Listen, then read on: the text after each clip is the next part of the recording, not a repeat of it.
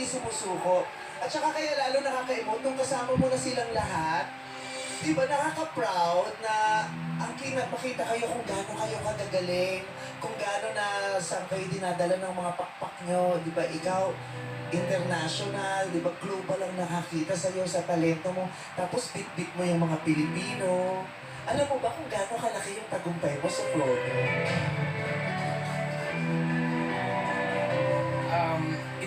Inspired lang po ako sa mga kwento kasi naiintindihan ko kung paano po lumaban. And even po sa lahat po ng mga tao dito, hosts, from the people na nagtatrabaho dito, we all have dreams. Huwag lang po tayong sumuko talaga. Yeah!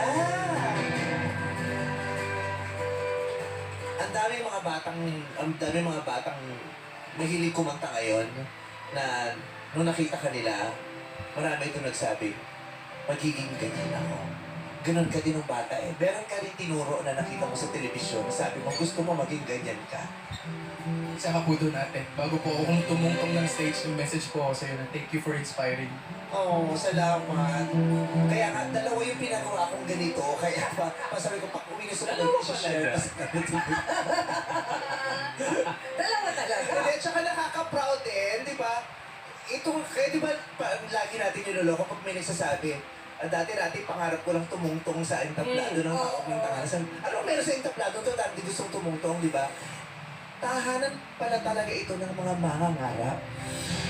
Di ba? Ito ay tahanan ng mga mangangarap. At hindi lang siya simpleng pangarap.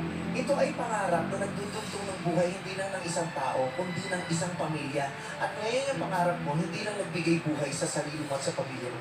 Nagbigay buhay ko sa buong Pilipinas, ha?